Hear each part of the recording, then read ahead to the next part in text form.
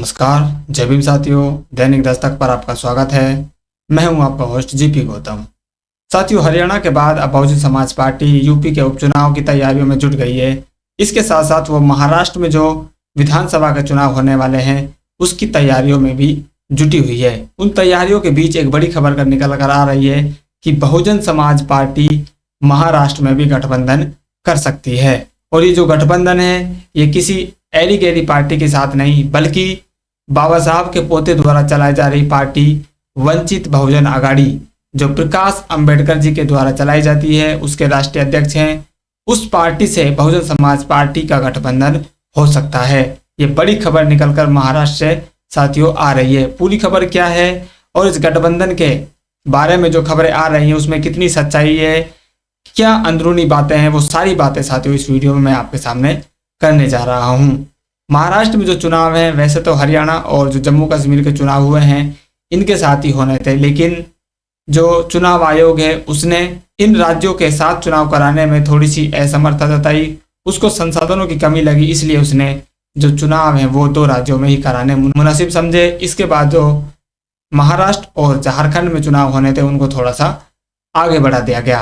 अब चुनाव आयोग ने 28 सितंबर को एक प्रेस वार्ता की थी। उसके जरिए उसने बताया था कि जो महाराष्ट्र और झारखंड के चुनाव होने हैं वो 26 नवंबर से पहले करवा लिए जाएंगे।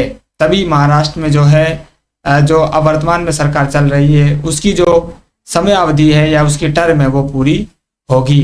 तो हरियाणा में जो चुनाव है वो 26 नवंबर से पहले पूरे हो जाएंगे और जो नई सरकार है वो 26 नवंबर के आसपास या दिसंबर में पहले वीक में बनकर अपनी जो शपथ है वो लेकर तैयार हो सकती है। प्रेस वार्ता में चुनाव आयोग ने ये पूरी जो डिटेल है 28 सितंबर को साथियों दी थी।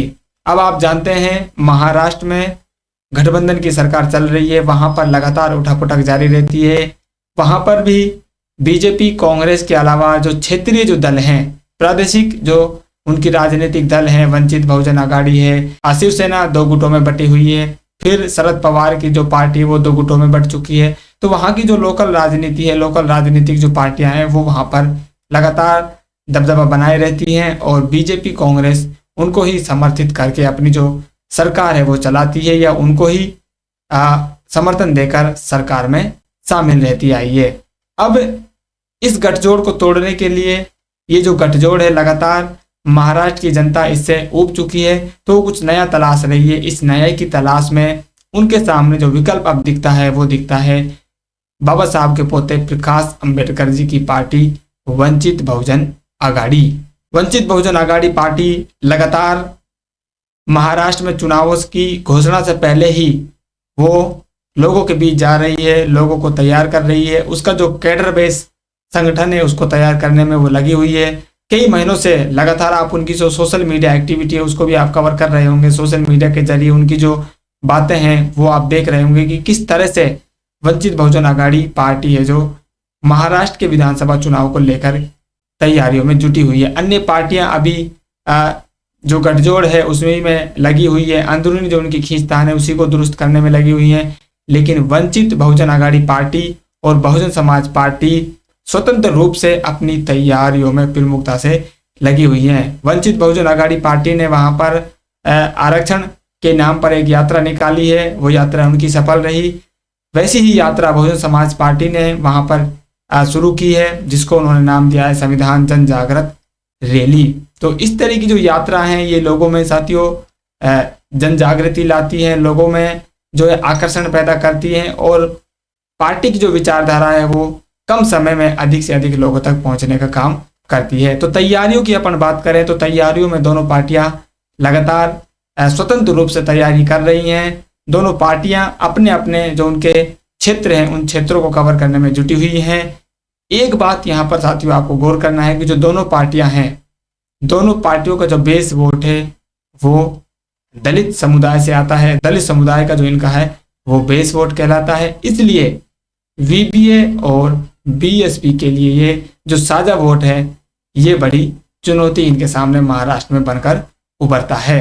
वीबीए के जो राष्ट्रीय अध्यक्ष हैं प्रकाश अंबेडकर जी, उन्होंने गठबंधन को लेकर एक बात कही थी। उस गठबंधन की बात जो उन्होंने कही, उस गठबंधन की बात को लेकर ही अखबारों में सुर्खियां बनी, मीडिया में सुर्खियां बनी, और उसी के बाद ये जो गठबंधन की बात है साथियों लगातार महाराष्ट्र में उठ रही है। क्या महाराष्ट्र में बदलाव होने जा रहा है? क्या महाराष्ट्र की जो जनता है, महाराष्ट्र के जो बौद्ध समुदाय है, दलित समुदाय है, वो क्या वास्तव में ही अपनी जो पार्टियां हैं, उसके समुदाय की जो पार्टियां हैं, उसके हक अधिकारों की सच्ची जो रखवाली पार्टियां हैं, उसको वो मौका देना चाहता है?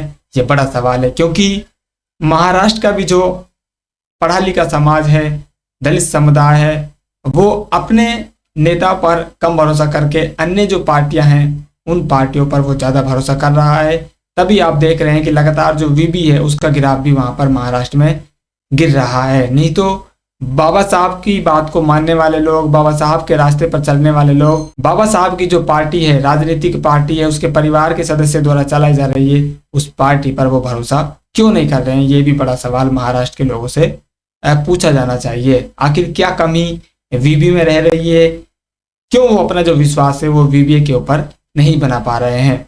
गोंदिया में उनकी एक प्रेस वार्ता होती है, वो कई कार्यक्रम लगातार कर रहे हैं, तो वहां उन्होंने गठबंधन की बात कही है कि अगर बहन मायावती जी गठबंधन के लिए राजी होती है तो हम गठबंधन के लिए अपने जो विचार हैं वो आगे बढ़ा सकते हैं। तो ये जो पूरा मामला है सिर्फ और सिर्फ बहन मायावती जी पर उन्होंने छोड़ दिया है। अगर बहन जी चाहेंगी कि गठबंधन के तहत चुनाव लड़ा जाए तो हम गठबंधन कर सकते हैं, इस पर विचार कर सकते हैं। उन्होंने विचार करने की बात साथियों इसलिए कही है, मैंने जैसे आपको बीच में बताया कि वीबीए और बीएसपी इनका जो कोर वोट है वो दलित समुदाय है। अब जो दोनों ही पार्टियां एक ही वोट बेस को लेकर चुनाव लड़ेंगी तो दोनों पार्टियों के जो चुनाव हैं वो जो दोनों पार्टियां हैं उनका कोर वोट एक होने के वजह से दोनों पार्टियों को ज़्यादा फायदा होता नहीं दिखता है, क्योंकि कोर वोट एक ही है। दोनों पार्टियों की चुनौती यही रहेगी कि वो अन्य समाज का जो वोट है वो किस तरह से अपने साथ जोड़ें। ये बड़ी चुनौती उनके सामने है। क्या गठबंधन होना चाहिए? क्या गठबंधन हो सकता है? इन दोनों सवालों के जवाब साथियों आप कमेंट करके हम तक पहुंचा सकते हैं। फिलहाल जो गठबंधन की खबर है साथियों उसका लब्बो-लुबाब यही है कि अभी गठबंधन के बारे में सिर्फ वीबीए की तरफ से ये बयान आया है। बहुजन समाज पार्टी ने इसके ऊपर अपनी कोई प्रतिक्रिया नहीं दी है, और जिस तरह से बहन जी लगातार अपने बयान दे रही है, महाराष्ट्र को लेकर अभी तक उनकी तरफ से कोई भी बयानबाजी वो नहीं आई है। फिलहाल चुनाव नजदीक है, इसलिए ये मालूम चल रहा है कि बीएसपी वहां पर अकेले दम पर चुनाव बिल्कुल लड़ने के लिए तैयार है। वैसे बहन जी के जो फैसले हैं उनको अभी तक कोई समझ नहीं पाया है, वो क्या कब कर दें ये किसी को पता नहीं रहता है, वो सिर्फ बहन जी जानती हैं। संभावनाएं पूरी हैं अगर गठबंधन होता है तब भी, अगर गठबंधन नहीं होता है साथियों जो भी खबर आपके सामने आएगी वो खबर हम लेकर आपके सामने फिर हाजिर होते हैं। फिलहाल इस खबर में इतना ही, मिलते हैं नई अपडेट में, तब तक के लिए जय भीम।